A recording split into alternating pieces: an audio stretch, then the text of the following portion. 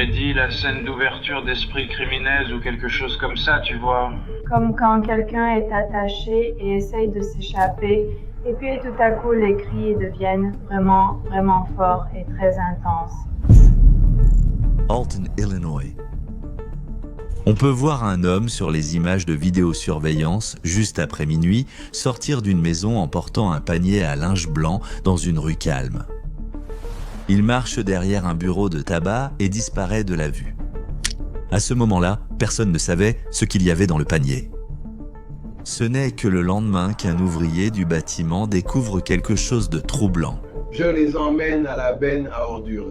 Donc quand je retourne à la benne, il y a plein de vêtements et de trucs jetés partout, un panier à linge. Et il y avait quelques paires de chaussures, et aussi des chaussures avec des chaussons. Des chaussons.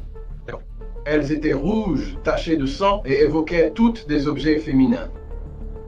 Sérieusement aussi, des trucs de mecs aussi. Des vêtements de femmes et d'hommes. Ouais. Le lendemain, vers 13h, cette mère, Heidi Noël, arrive à l'appartement de sa fille, Lisa Dodd. Lisa a 22 ans et elle est actuellement enceinte de 8 mois. Heidi n'a pas eu de nouvelles d'elle depuis plus de 15 heures, depuis la veille au soir. Quelque chose ne va pas. Elle entre d'elle-même. 2 minutes plus tard, on voit d'autres résidents ouvrir la porte. Heidi ressort, visiblement tremblante. L'expression des voisins en dit long. Et puis Heidi passe un appel glaçant au 911.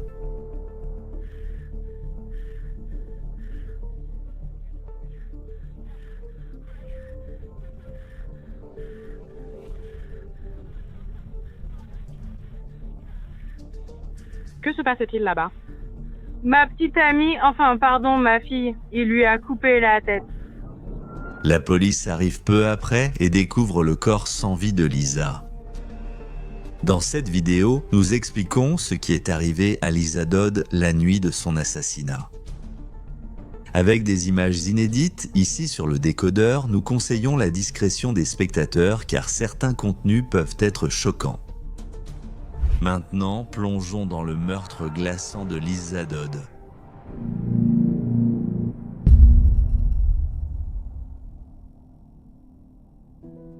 Lisa vivait à Alton, dans le comté de Madison, dans l'Illinois, une banlieue de Saint-Louis où elle est née. Bien que le taux de criminalité y soit bien plus élevé que dans l'ensemble de l'Illinois, c'est là qu'elle se sentait chez elle. Les habitants de cette rue tranquille partagent ce ressenti.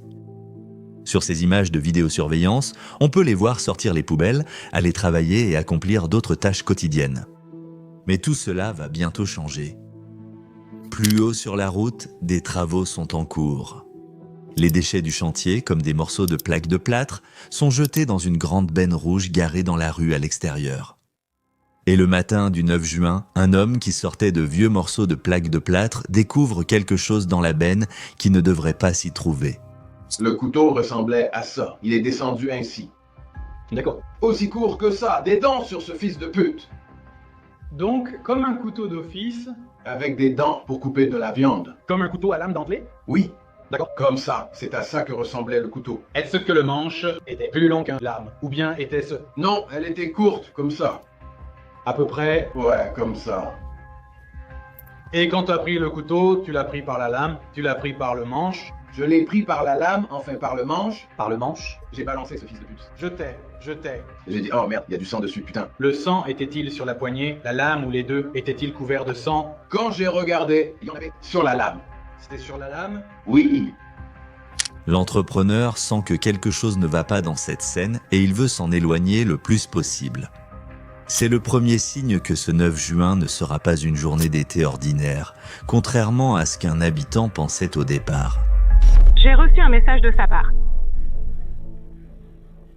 À quelle heure as-tu eu de tes nouvelles pour la dernière fois? Vers 9h05, je lui ai écrit et elle a répondu qu'il discutait. J'ai réessayé à 10h sans réponse. J'ai essayé 2 fois ce matin sans réponse. Répondu donc. Alors je suis venue ici. D'habitude, elle répond. D'accord. La dernière fois qu'on lui a parlé, c'était hier soir quand elle a dit avoir reçu ton message. C'est bien ça? D'accord, les agents arrivent bientôt. D'accord. D'accord. Les premiers intervenants sont envoyés à 12h59. Ils arrivent et trouvent Heidi encore assise sur les marches, pleurant.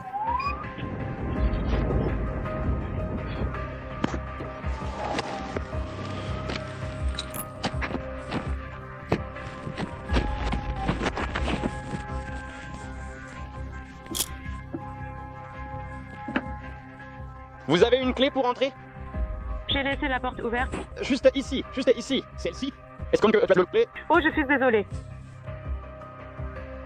Elle leur donne le code pour entrer dans l'immeuble. Et même s'ils savent ce qu'ils vont trouver, ça ne devient jamais plus facile. Evan, fais attention derrière toi. L'appartement de Lisa est au 2e étage. La porte n'est pas verrouillée. Son corps est découvert dans sa chambre. Du moins, il pense que c'est son corps. Sa tête semble être enveloppée dans une serviette, comme un turban. Mais sous le turban, sa tête a disparu. Elle a été coupée. Elle ne plaisantait pas. On peut s'asseoir sur ces marches du perron, monsieur? Eh bien, je ne veux pas déranger ces gens. Tu sais quoi? Je vais leur dire. Je vais leur dire de partir, d'accord? Ce n'est pas grave, je m'en fiche. Eh bien, c'est juste que... À part 4 étages à droite. Oh, mon Dieu. Excusez-nous. Oh, Lise, pourquoi n'as-tu pas écouté? Prends de grandes inspirations, d'accord? Et puis, je l'ai touchée et elle était froide jusque-là. Je voulais m'assurer qu'il l'avait seulement étranglée. Et puis, plus de tête. S'il vous plaît, trouvez sa tête. Il n'y a personne d'autre dans l'appartement. Aucune trace de l'arme du crime. Aucune trace non plus de la tête de Lisa. Son meurtrier a dû s'en débarrasser ailleurs. Non seulement Lisa a été assassinée, mais son corps a été profané. Et ce quartier paisible a été bouleversé. Ils nous ont informé que quelqu'un avait été retrouvé mort à côté. Perdre un enfant de cette façon. Et ce bébé est une extension de sa mère et du reste de sa famille. Donc ils ont aussi perdu un enfant. Ils en ont perdu 2. Alors, comment en sommes-nous arrivés là? Qu'est-ce qui a poussé cette jeune femme qui avait toute la vie devant elle et allait devenir mère à une fin aussi tragique? Pour comprendre comment ce crime s'est déroulé, nous devons remonter 24 heures en arrière. Nous retrouvons Lisa, impatiente de découvrir ce que l'avenir lui réserve. La voilà sur son porche, peu avant 14 heures, le 8 juin, faisant défiler son téléphone et observant la pelouse. Dans 10 heures, elle sera morte. Lisa Dodd est née à Alton, dans le comté de Madison, le 14 août 1999. C'était une enfant brillante et enthousiaste, avec un amour particulier pour les animaux. Pour ses 10 ans, elle a préféré organiser une collecte de fonds pour Riverbend Humane Society, refuge pour animaux sans euthanasie à Jerseyville, plutôt que de recevoir des cadeaux. Elle était restée bienveillante pendant son adolescence. Elle a été diplômée du lycée communautaire de Jersey en 2017 et a commencé à travailler chez Dairy Queen, où les clients se souviennent d'elle comme d'une serveuse dynamique et sympathique. Mais elle n'y travaillait pas seulement parce qu'elle aimait socialiser avec ses clients. Elle économisait pour réaliser son ambition d'entrer dans le domaine médical comme sa mère avant elle. En juin 2022, elle était aussi enceinte de 8 mois. Le bébé allait être une fille. Je venais tout juste d'envoyer les invitations avant samedi pour la fête prénatale. Nous étions simplement excités et nous commencions à rassembler les affaires dont elle avait besoin pour avoir un bébé. Lisa n'avait pas encore choisi de prénom pour son bébé. La famille l'appelait simplement bébé haricot.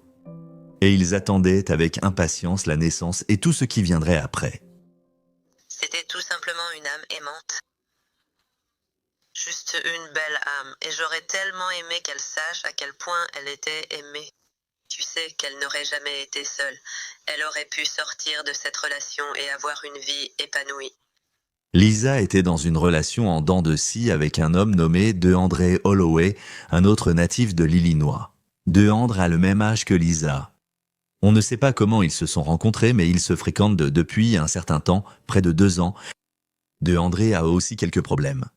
Il consomme des substances et il a eu une vie familiale difficile, selon sa demi-sœur, PJ. Depuis combien de temps ne vit-il plus là-bas? Il est parti de chez lui vers l'âge de 18 ans. Quel âge a-t-il maintenant? 21. Où est-il allé après être parti de chez lui? Je ne suis pas sûre. Qu'est-ce que tu sais sur la vie de André en ce moment, comme sa situation amoureuse et ce genre de choses, et aussi où il vit et tout ça? Il vit à peu près avec tout le monde. En fait, il vit avec sa copine, mais dès qu'il se dispute, il va dormir chez d'autres personnes. Il a aussi déjà entraîné Lisa dans ce mode de vie instable par le passé. Selon son ancien patron du Dairy Queen, le couple a un temps vécu sans abri sous une tente près du lac Litchfield. Je pense qu'elle inventait une histoire. Et puis, elle a finalement fini par me dire qu'elle avait des problèmes avec son petit ami, qu'il la frappait, et qu'ils étaient en fait sans abri et vivaient au camping près du lac.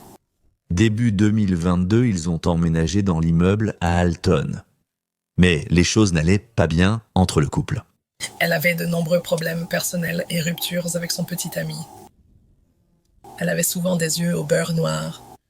Au début, elle trouvait des excuses en disant que son chien avait sauté sur elle et lui avait donné des yeux au beurre noir. Elle était constamment en retard pour des raisons personnelles. Il lui arrivait toujours quelque chose. Elle avait souvent des yeux au beurre noir et des bleus visibles sur les bras, comme si on l'avait attrapée. Ce genre de choses. Le patron de Lisa a même été témoin d'une de ces altercations. Qu'avez-vous vu précisément le jour où vous l'avez réellement vu se faire battre? Qu'avez-vous vu? Vous avez vu Monsieur Holloway lui donner un coup de poing? Au visage, oui. D'accord. Était-il dans la voiture ou dehors quand c'est arrivé? Non, ils étaient dans la voiture et nous avons des caméras à l'arrière du bâtiment. Nous avons tenté de revoir les enregistrements, mais la mauvaise définition ne nous a pas permis de voir ce qui s'est passé. D'accord. Et était-il sur le siège du conducteur? Oui, il l'était. Est-elle retournée travailler après cela? Oui, elle l'a fait. Avez-vous vu des blessures visibles à ce moment-là? Son visage était rouge. D'accord. Et est-ce qu'elle a dit quelque chose ou est-ce qu'on l'a confrontée à ce sujet? Je lui ai demandé à ce sujet et elle a dit qu'ils s'étaient disputés. Finalement, après avoir cessé de trouver des excuses sur le chien et d'autres sujets, elle a avoué qu'ils se disputaient sans cesse, se réconciliaient, puis recommençaient. D'accord. Est-ce qu'elle a parlé spécifiquement de ce jour-là où elle a été frappée? Y a-t-il eu une conversation après coup quand elle est revenue au travail à propos de la police ou... Je voulais appeler la police et elle ne voulait pas faire ça. D'accord. En juillet 2021, Lisa a été hospitalisée après que DeAndre lui a cassé le nez et donné 2 yeux au beurre noir.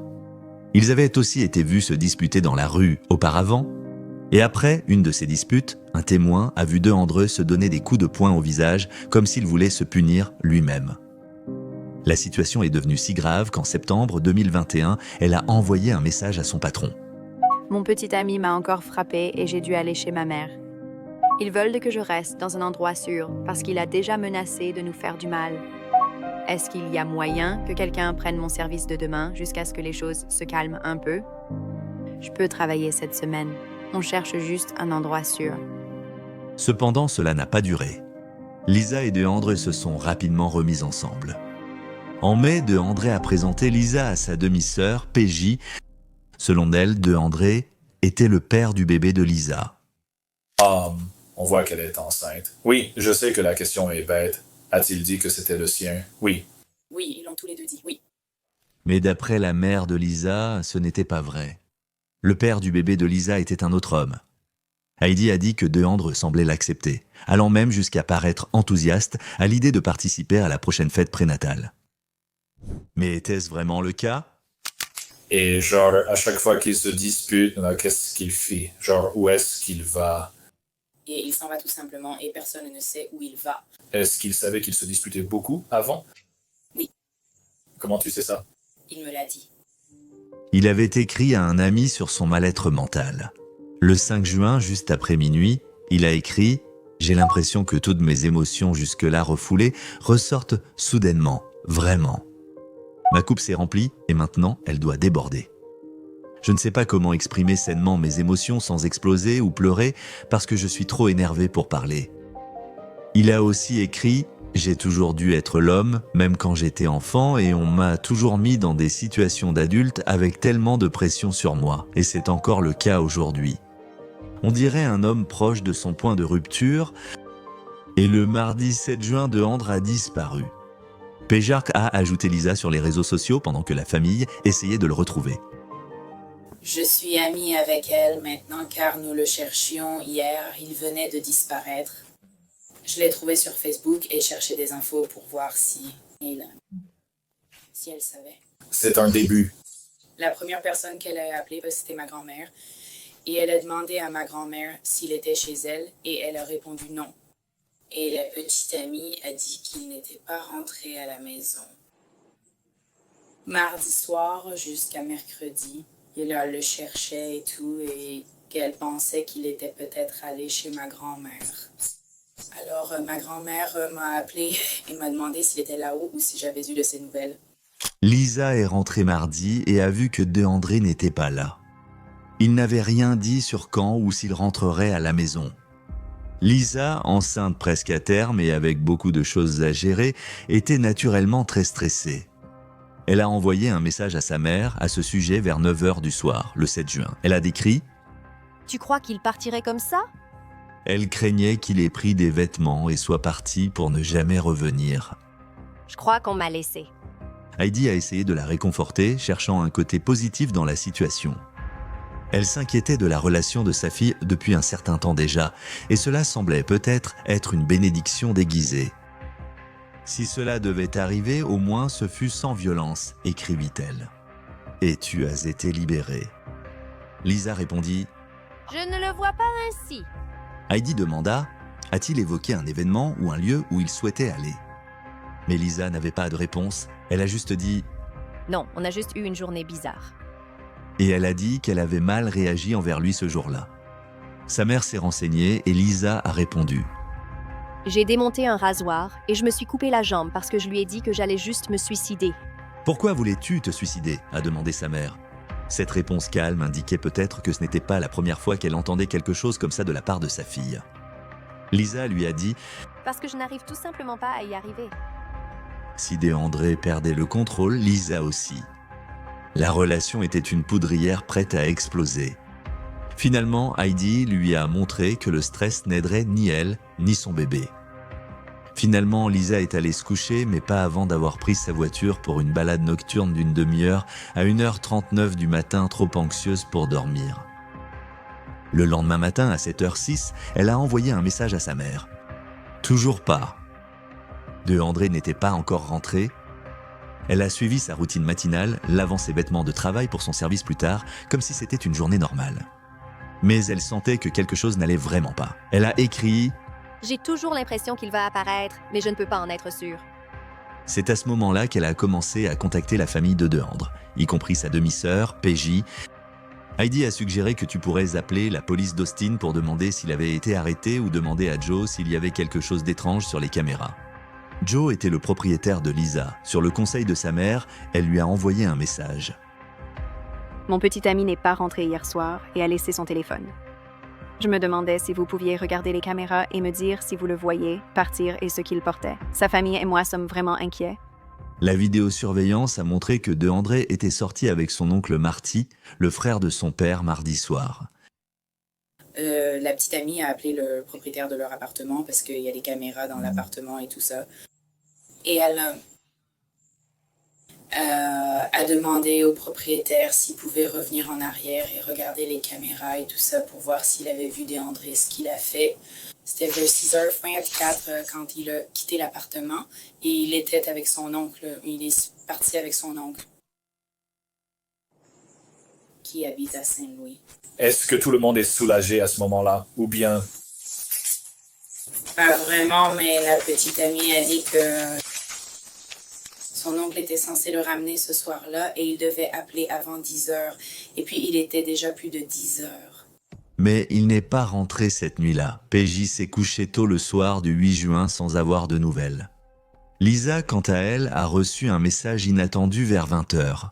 De l'oncle de Deandre disant qu'il ramenait Deandre et que tout allait bien avec son oncle. C'est lui qui a appelé, de toute façon. Sa mère a répondu où habite son oncle. Et ça reste de la merde. De l'autre côté du pont, Lisa a dit « Et oui, je suis d'accord ». Heidi n'était pas contente de la façon dont sa fille, très enceinte, était traitée. Elle ne faisait pas confiance à DeAndre. Elle l'a dit à Lisa, évidemment c'est ta faute. Ça, et tu ferais mieux de faire attention pour qu'il ne te donne pas quelque chose que Bean pourrait attraper. Ignorant ce conseil, Lisa est allée chercher DeAndre. On peut les voir ici sur la vidéosurveillance, arrivant à leur appartement à 21h11. Dans la voiture, Lisa a écrit à sa mère « J'essaie de comprendre ». C'était le dernier message qu'elle enverrait jamais. Cette image de vidéosurveillance est la dernière fois qu'elle a été vue. À 22h49, Heidi a écrit « Ça va ?», sans obtenir de réponse. À ce moment, Lisa était déjà morte. Sur les images de vidéosurveillance, plusieurs voisins vont et viennent durant les heures suivantes. Ni Lisa ni DeAndre ne sont revus avant 23h57, quand DeAndre sort. Il porte un panier à linge blanc. Il vient se placer à côté de la voiture de Lisa sans y entrer, ce qui suggère qu'il a oublié les clés. Il a changé de vêtements et il porte maintenant des chaussures foncées et un masque sur le visage. Il rentre à l'intérieur puis ressort quelques minutes plus tard, portant à nouveau le panier à linge.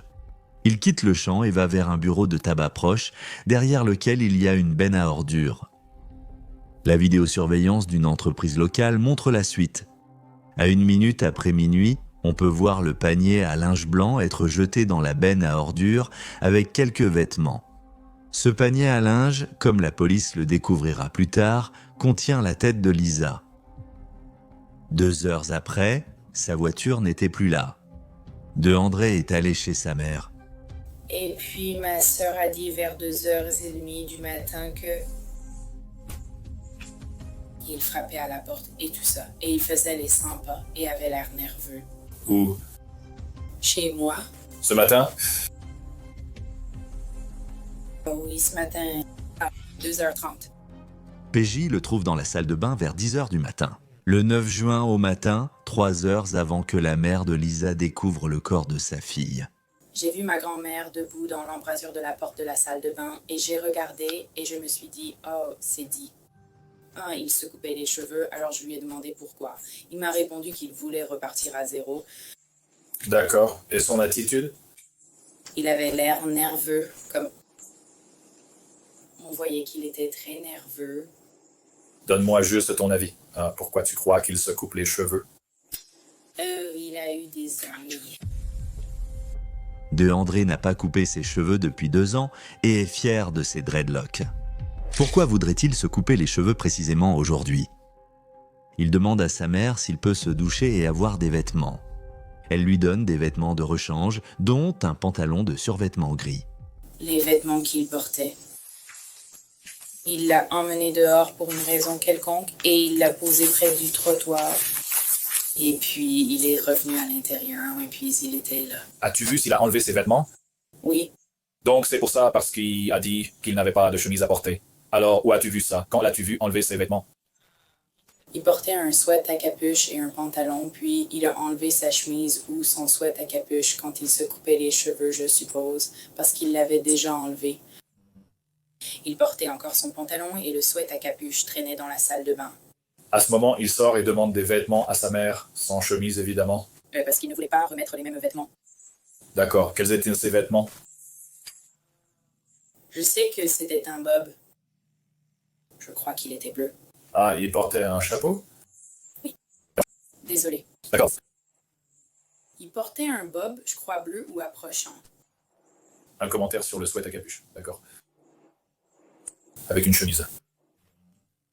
Donc, il est installé sous la douche, tous ses vêtements sont dans la salle de bain. Oui. Cela, il prend le pantalon gris pour ta mère et te demande une chemise? Non, je lui en ai juste donné une. Alors, qu'est-ce qu'il fait avec les vêtements? Après qu'on soit sorti de la douche, il l'a emmené dehors, il l'a mis près du trottoir, là où se trouvait notre poubelle. Et puis, il revient dans la maison, il discute un peu et tout ça. Et puis, ma grand-mère préparait le petit déjeuner et elle lui a demandé s'il voulait une assiette et il a dit oui. Et c'est à ce moment-là qu'il est ressorti dehors. Et puis, je suppose que les vêtements qu'il avait sur le trottoir, il les a mis à la poubelle, où ils sont encore maintenant. PJ dormait quand Deandré est rentré cette nuit-là vers 2h30, mais sa sœur était réveillée. Elle a dit que quand il frappait à la porte et tout ça, ça lui a fait peur. Et elle dormait dans le salon en regardant Netflix pendant que je dormais. Mais elle était réveillée. Ces 4 filles, leur sœur, leur mère et leur grand-mère étaient réunies pour la nuit. C'était moi, ma mère, ma sœur et ma grand-mère. Elle a dit qu'elle entendait des bruits très forts et tout ça, puis elle a regardé dehors et elle a dit qu'elle avait vu Dee. Et ensuite, quand elle a ouvert la porte, elle a regardé dans l'allée, sur le parking, dans notre entrée, et puis elle a dit qu'elle avait vu une voiture noire. Et sa petite amie conduit une voiture noire. Il semble étrange à la famille de Deandre qu'il soit arrivé en conduisant la voiture de sa petite amie sans sa petite amie. D'autres signes suspects apparaissent. Sa grand-mère voit qu'il possède aussi des objets de Lisa. Il avait, je ne sais même pas comment s'appelle sa petite amie. Mais de toute façon, il avait... Elle m'a donné sa carte d'identité et le... carte de débit. D'accord. Et je dis, eh bien, pourquoi? Pourquoi tu as sa carte de débit? Ouais. Et j'ai dit, tu sais, et j'ai dit, maintenant, elle est là-bas à conduire. Et elle pense qu'elle a son permis, et tu l'as eu. Puis ce matin, il m'a donné 2 clés. D'accord. Et j'ai dit, eh bien, où as-tu eu ces clés? Et il a dit qu'il les avait trouvées par terre. Il n'a pas précisé où il les avait trouvées. J'ai dit, donne-les-moi. Ai-je réussi à la joindre? D'accord, tu veux mettre ce truc là-dedans? Je le récupère maintenant. Ceci ici? Oui. C'est à toi? Non, mais je vais essayer. Je vais essayer de le lui donner. D'accord, c'est ce que je vais faire. Je m'en occupe. Tu es sûr maintenant? La clé aussi? Ouais. D'accord. Merci. D'accord. D'accord. T'a-t-il dit à quoi servaient ces clés? Il m'a juste dit les avoir trouvées. Qu'est-ce qu'il... T'as dit quand tu lui as demandé pourquoi il avait ces trucs-là? Il n'a pas donné de réponse? Il a juste regardé. Comme s'il était dans les VAPS ou quelque chose comme ça. Deandré n'a pas de réponse quant à la raison pour laquelle il aurait les affaires de Lisa.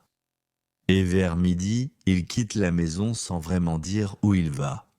Il a dit « Je vais tondre de l'herbe ». Alors, elle lui a demandé « Où vas-tu tondre de l'herbe ?» Et il a juste répondu qu'il allait tondre de l'herbe. D'accord. Il est parti à pied? Il est parti à pied. Il semble que Deandre ait voulu brouiller les pistes.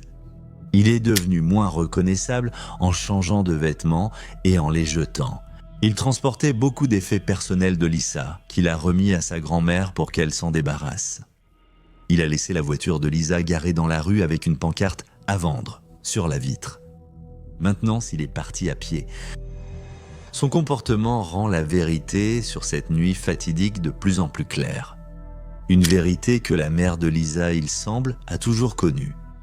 C'est ce qu'elle a dit lors de son appel au 911. Le petit ami de ma fille. Heidi n'avait pas besoin de surprendre Deandre pour savoir ce qu'il avait fait. Tu es devant l'appartement? Oui. Quel genre d'arme a-t-il? Il n'est pas là. Il a pris sa voiture. D'accord, les agents arrivent. Vous n'avez donc eu aucun contact avec son petit ami? Non, je n'ai pas eu de nouvelles. Elle a sans doute parlé trop vite en disant à sa fille d'être reconnaissante que tout se soit terminé sans violence. Même en étant sa mère, si tu savais où il est, tu me le dirais? Je le ferai. Si je savais, je te le dirais. Mais depuis hier soir, quand il a fait cet acte désespéré, jusqu'à ce qui se passe maintenant, je n'en ai aucune idée. Ce qui s'est passé. As-tu peur de lui? Oui, j'ai une ordonnance contre lui. D'accord, oui. Et qu'est-ce qui vous a poussé à faire ça? Il était séjourné chez moi pendant quelques jours. Et il devenait effrayant, comme s'il allait faire quelque chose. Alors j'ai dit, tu dois partir. Et donc, quand il est parti, il a rappelé ma fille. Il a dit, je vous aime, mais je reviendrai vous tuer.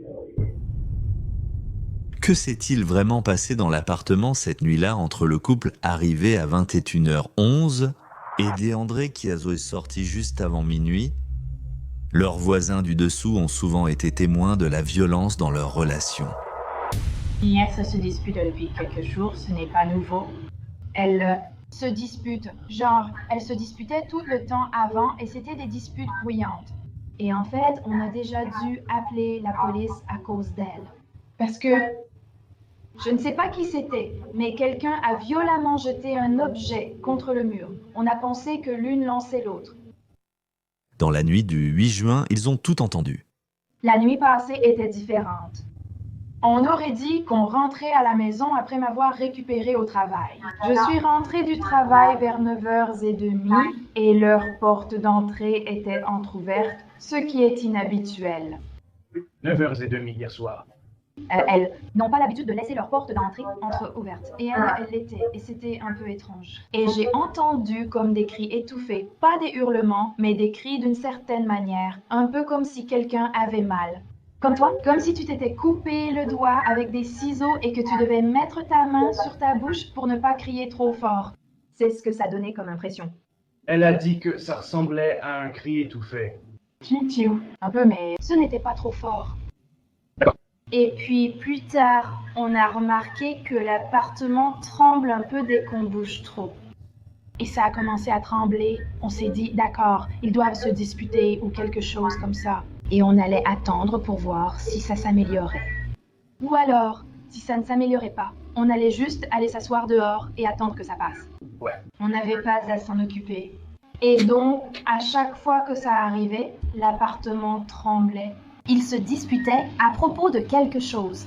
Et puis, tout à coup, les cris sont devenus vraiment, vraiment forts et très intenses.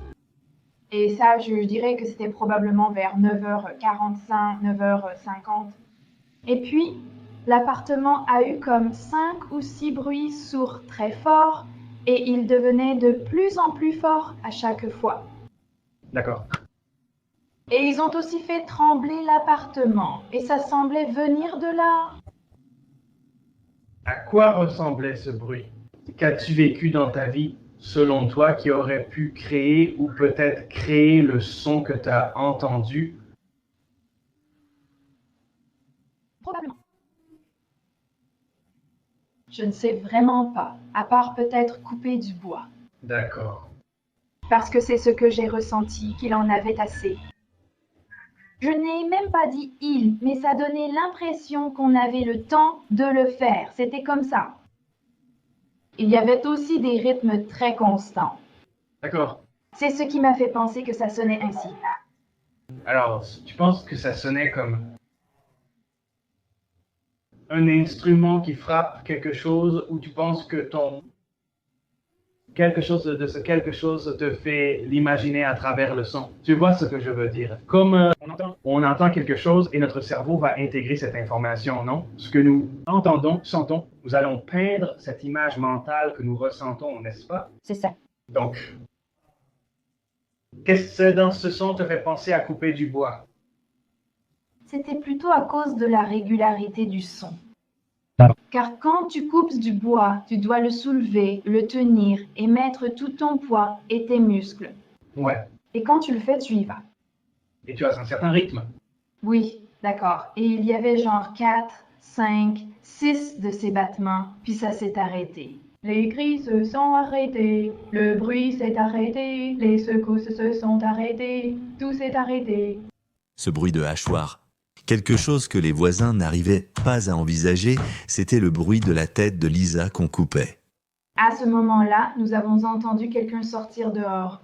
D'accord. Mais nous ne l'avons pas fait. Nous n'avons pas pu voir, car nous avons juste regardé par la fenêtre, mais le store empêche de voir en bas. Terrasse du patio. Donc, nous ne pouvions pas voir qui c'était, mais ils sont restés dehors 2 minutes avant de rentrer et de monter à l'étage. Mais j'avais trop peur pour voir qui c'était. Et ensuite? Nous sommes sortis pour voir si tout allait bien. Alors ma meilleure amie est venue parce que je lui ai dit « Hé, il se passe quelque chose ».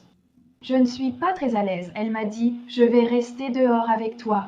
Donc, on attendait dehors qu'un d'eux descende parce qu'en général, après qu'ils se disputent, il y en a un qui descend. D'accord. Aucun d'eux ne l'a fait, mais les lumières à l'étage dans leur appartement s'allumaient et s'éteignaient sans arrêt. D'accord. Donc on savait que quelqu'un était là-haut. On a supposé que c'était Lisa. D'accord. Mais nous n'avons vu aucune des deux. La voisine a envoyé un texto au propriétaire. « Salut, je ne sais pas quoi faire. » Nous sommes rentrés à la maison et dès qu'on est entré, on a commencé à entendre des coups, puis quelqu'un s'est mis à crier pendant environ 5 minutes d'affilée. Ça s'est arrêté pendant 1 minute, puis les coups ont recommencé. La porte de la voisine à l'étage était aussi entr'ouverte. Le propriétaire a essayé de contacter Lisa, mais il n'a eu aucune réponse. La voisine a dit « Si ça recommence, on appellera la police ». Mais ils ne l'ont pas entendu recommencer parce qu'il était déjà trop tard. Avec toutes ces preuves accumulées, vers 21h30, le 9 juin, la police perquisitionne chez la mère de De Andro. Dans la poubelle à l'extérieur, conformément à la déclaration de PJ, ils trouvent tous les vêtements jetés qu'il portait sur les images de vidéosurveillance, ainsi que ses dreadlocks coupés enveloppés dans du papier toilette. Il n'existe aucune trace de De Andro. À 1h45 du matin, dans la nuit du 10 juin, les enquêteurs reçoivent un appel du service de police de Gillespie, Illinois. Cet après-midi-là, ils ont placé un certain John Doe en garde à vue, qu'ils ont ensuite reconnu comme étant nul autre que DeAndre Holloway. La police d'Alton se préparait à une chasse à l'homme, mais ce n'est pas nécessaire. DeAndre a été arrêté en possession de cannabis cet après-midi-là à Gillespie.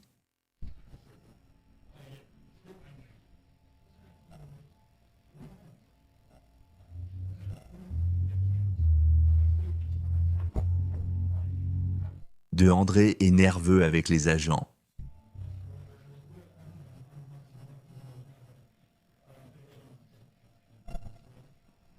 D'accord, je vais t'apporter de l'eau.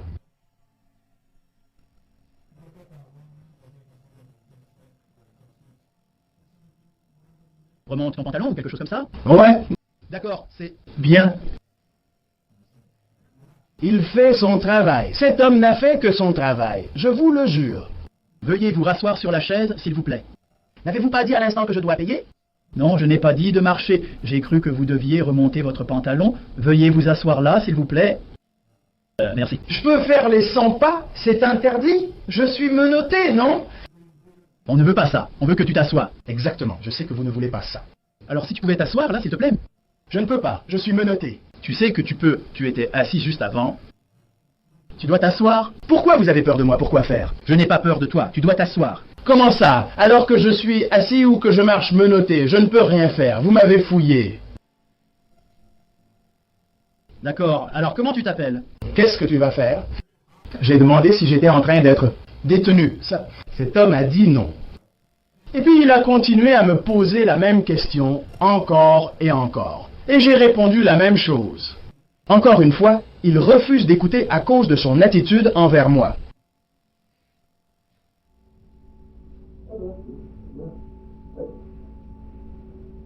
J'ai aussi un problème d'attitude. Je sais que j'en ai un, donc je ne vais pas m'asseoir. Je peux te faire t'asseoir, donc je ne le fais pas. Fais-le. Qu'est-ce que je viens de dire? J'ai dit que je pouvais le faire. Je ne vais pas le faire. Je suis menotté parce que tu as peur. Tu sais, mec, on n'entre pas là-dedans. Merci, j'apprécie. Tu n'étais pas méchant avec moi à l'instant. Je ne suis pas méchant avec toi. J'ai dit ça. Tu fais les 100 pas et tu as dit, eh bien, pose-moi. J'ai répondu, je pourrais, mais je n'en ai pas envie. Il se comporte de façon maniaque, fait les 100 pas et interroge sans cesse les agents. Il se met soudain à rire et à se cogner la tête contre le mur. Ne fais pas ça. J'ai dit de ne pas faire ça. Ne fais pas ça ni comme ça. Ne fais pas ça. Ne fais pas ça.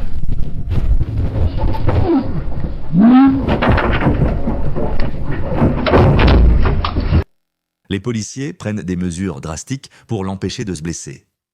Ils le maintiennent au sol pendant qu'il leur assure qu'il va s'en sortir. Eh bien, nous ne connaissons pas votre nom, donc... Exactement. Donc mes parents pourront me faire sortir... Aucune nouvelle. Je n'en sais pas. Il refuse toujours de leur dire qui il est. Mais ça n'a pas d'importance. Les enquêteurs d'Alton viennent l'arrêter, le soupçonnant du meurtre de Lisa. Ils exécutent un mandat pour prélever son acide désoxyribonucléique, ses empreintes digitales et d'autres échantillons. Et vers midi le lendemain, le 10 juin, près de 24 heures après la découverte du corps de Lisa, les enquêteurs s'assoient avec Deandre pour un interrogatoire. Mais Deandre ne parle pas. Il refuse de leur donner la moindre information, même son nom, qu'ils connaissent déjà.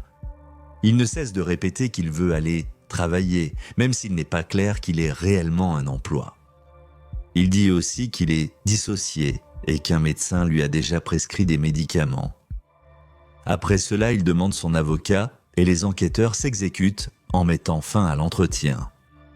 Le 13 juin, Deandre est inculpé de 2 meurtres au premier degré, de 2 homicides intentionnels sur un enfant à naître, d'atteinte à l'intégrité d'un corps, d'infractions liées au vécu, d'un lié au véhicule et de dissimulation d'homicide. La caution s'élève à $2 millions. L'affaire provoque une vive émotion locale, même chez le chef de la police. Que s'est-il passé?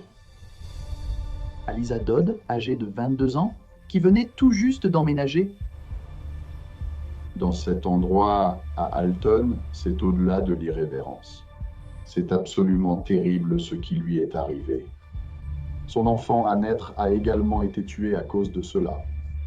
La famille de Deandre, cependant, supplie le public de prendre en compte les nuances de sa situation.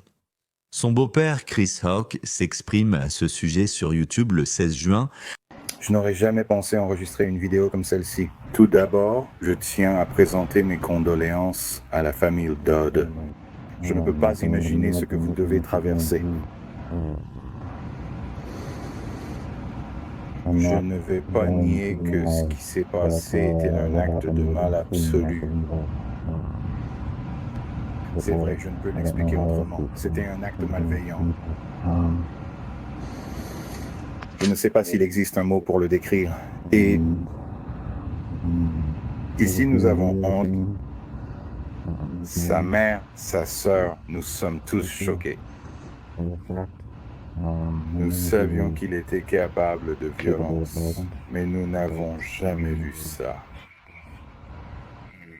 Nous avons essayé d'obtenir. Nous essayons d'obtenir de l'aide pour lui depuis au moins 3 ans. Mais en ce qui concerne les soins psychiatriques à long terme, on nous a toujours dit qu'ils ne peuvent les garder que s'ils ont agi. Il ne nie pas l'horreur de ce que Deandre a fait, mais il attribue les actes de Deandre à son état mental, quelque chose que sa famille essaie de gérer depuis des années. Il affirme que le système ne les a pas laissés faire. Notre système échoue. Des personnes avec des problèmes mentaux. J'ai grandi dans un environnement avec des problèmes mentaux. Les gens sont en quelque sorte livrés à eux-mêmes. C'est une situation tragique.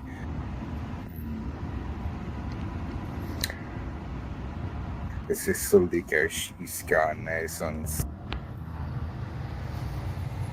Ce sont de vieilles photos, mais elles montrent qu'il y a un humain là. Un humain existe bel et bien. Ce n'est pas un monstre. Son acte était... Ce qu'il a fait était monstrueux. Ce n'est pas un monstre. Je ne dis pas que Deandre devrait jamais être autorisé à entrer dans la société civilisée à nouveau. Je veux dire, il a clairement dépassé les limites à ce niveau-là. Je ne préconise rien de tel. Je dis juste qu'il y a un humain ici. C'est tragique. C'est tragique ce que la maladie mentale lui a fait. Ce sont les premiers jours de l'affaire, quand Deandre vient tout juste d'être inculpé et qu'il ne va pas bien en prison. Il refuse de sortir de sa cellule et profère des menaces envers les agents pénitentiaires. Parmi ses propos, « Je vais te couper la tête ». Il refuse d'assister à son audience virtuelle le 14 juin et les agents doivent le maîtriser de force pour l'emmener au tribunal. Les problèmes restent dans son dossier. Il est jugé mentalement inapte à comparaître et suit un traitement dans un établissement d'État jusqu'à ce qu'il retrouve la capacité de faire face aux accusations. En même temps, la Cour suprême de l'Illinois décide qu'un enfant à naître ne peut pas être considéré comme une seconde victime de meurtre dans le but de demander une peine de réclusion à perpétuité. Cela a un impact sur la peine qui peut être requise dans l'affaire de Deandre. Mais en janvier 2024, il plaide coupable. Le 17 janvier 2025, il est condamné à 60 ans de prison. Cela comprend 30 ans pour l'accusation de meurtre, 20 ans pour l'accusation d'homicide et 10 ans pour l'accusation de dissimulation, à purger consécutivement. Il devra purger au moins 42 ans avant d'être éligible à une libération. Il n'y a toujours pas de véritable réponse quant à la raison pour laquelle il a tué Lisa, même s'il y a beaucoup de spéculations à ce sujet. Jaloux qu'elle ait tué un enfant avec un autre homme, craquant sous le stress d'une relation qui s'effondrait ou simplement allant trop loin dans un schéma de violence continue, nous ne connaîtrons jamais la vérité. La famille de Lisa, quant à elle, continue de pleurer sa perte. Nous sommes ici pour annoncer que DeAndre Holloway a été reconnu coupable et condamné aujourd'hui pour le meurtre de Lisa Dodd et de son enfant à naître à 60 ans de prison. Et je voudrais présenter Heidi, la mère de Lisa, la grand-mère de la petite fille à naître, afin qu'elle partage quelques mots sur le verdict et la sentence d'aujourd'hui. Je voudrais remercier les nombreuses agences de police qui ont collaboré sur l'affaire de ma fille. Merci tout spécialement à l'officier Bimersberg du service de police d'Alton pour son travail remarquable sur cette affaire. Je vous suis très reconnaissante pour votre temps et votre sagesse. Issue tragique d'une relation domestique de 2 ans marquée par des ruptures et réconciliations. Une relation violente. Ça n'aurait pas dû finir ainsi. Ma fille devrait être là pour son enfant.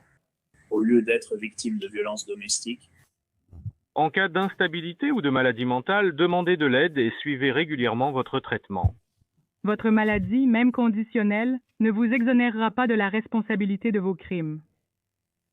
En cas de violence domestique ou d'abus émotionnels, mental ou physique, prévoyez un plan sécurisé pour partir. Manquez constamment de respect à vos limites, faire des remarques dénigrantes et contrôler vos faits et gestes constitue de la maltraitance. Trouvez la force de partir. Prenez au sérieux toute menace contre votre vie. S'ils peuvent le dire, y penser et en parler, ils peuvent mettre leurs menaces à exécution. Contactez les ressources locales, régionales ou nationales pour vous aider à élaborer un plan sûr pour partir. Votre vie en dépend. Ce n'est pas facile et cela peut être l'une des choses les plus difficiles que vous ayez à faire, mais votre vie est importante, vous avez de la valeur et vous méritez une vie sans violence. Je veux juste dire qu'on ne voit pas souvent la force dont la famille de Lisa a fait preuve dans cette affaire.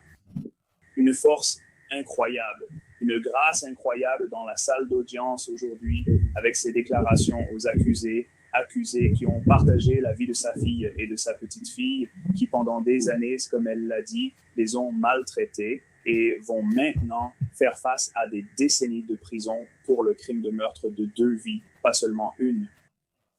La mère et l'enfant à naître. Et je tiens simplement à féliciter la famille en disant que c'est très inspirant de voir votre force. Je suis sûr que tout le monde dans la salle l'a ressenti aussi.